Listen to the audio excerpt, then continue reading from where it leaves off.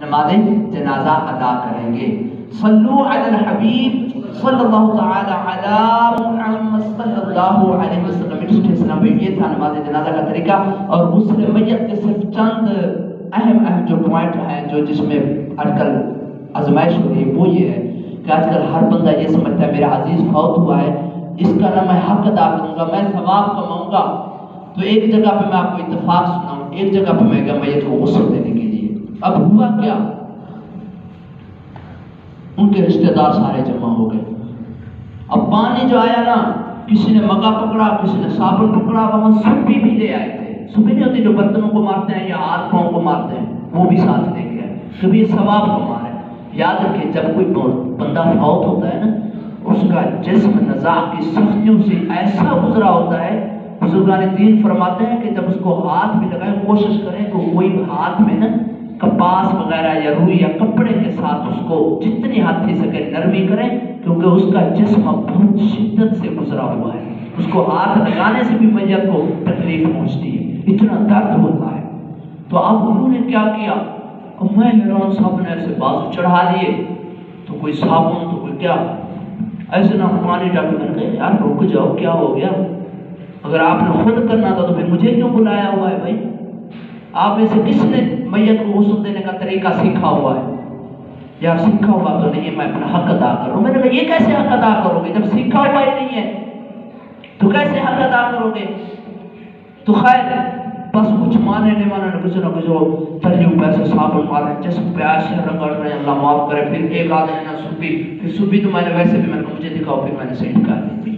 جتنا ہم سے تو ہو سکے ہم میت کے ساتھ نرمی کریں، تو کوشش کریں کہ جو آنے والا ہو میت کو غسل دینے والا ہو نا، ہم اسی کو آگے بڑھائیں، اور غسل دینے والا بھی وہ بلوائیں کہ جو غسل دینا جانتا ہو، غسل دینا جانتا ہو۔ بعض ہمارے ایسے بزرگ دینا شروع کر دیتے ہیں مگر ان کو سیکھا ہوا نہیں ہوتا، کسی آدمی دین کو ایک پریکٹیکل سنایا ہوا نہیں ہوتا، بس وہ جی جس طرح وہ کسان کو کہا کہ وہ یار قرآن اٹھانا پڑا، میرے پاس 10 قرآن لا تو وہ کیا تھی، اس کی جہلیہ تھی، اس نے قرآن کے مقام کو نہیں سمجھا تھا۔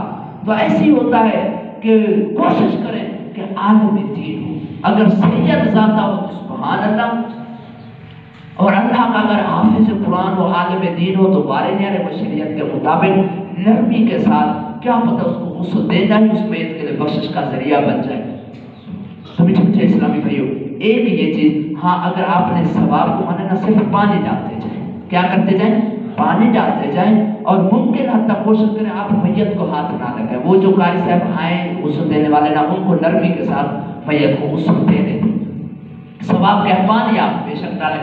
ہاں دوسرا ثواب یہ ہے کہ جو قاری صاحب غسل دینے والا اس کا آپ ہاتھ بٹا سکتے ہیں، وہ کہے کہ اس کو سائڈ کرو تو آپ آرام سے اس کو سائڈ کریں، نرمی کے ساتھ، نرمی کے ساتھ، خوف خدا کرتے ہوئے، اپنے دل میں روتے رہے کہ کل میرا یہی حال ہونا ہے، کل میں نے بھی یہی اس منظر پہ پہنچنا ہے۔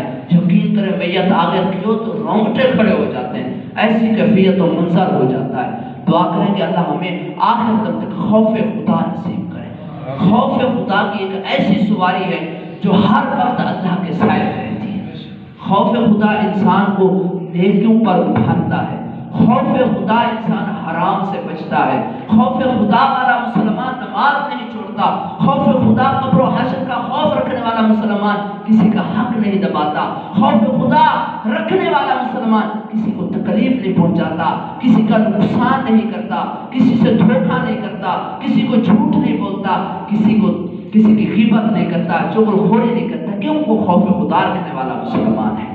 تو میٹھے میٹھے اسلامی بھائیوں، یہ چند اہم مسائل، ٹائم کافی ہو رہا ہے تو ذکر اور دعا کی طرف بڑھتے ہیں۔ اللہ کریم سے دعا ہے کاش کاش کاش کہ جو کچھ سیکھنے کی کوشش کی اللہ کریم عمل کرنے کی سعادت و توفیق عطا فرمائے، آمین بجاہ نبی الامین صلی اللہ تعالی علی محمد صلی اللہ علیہ وسلم۔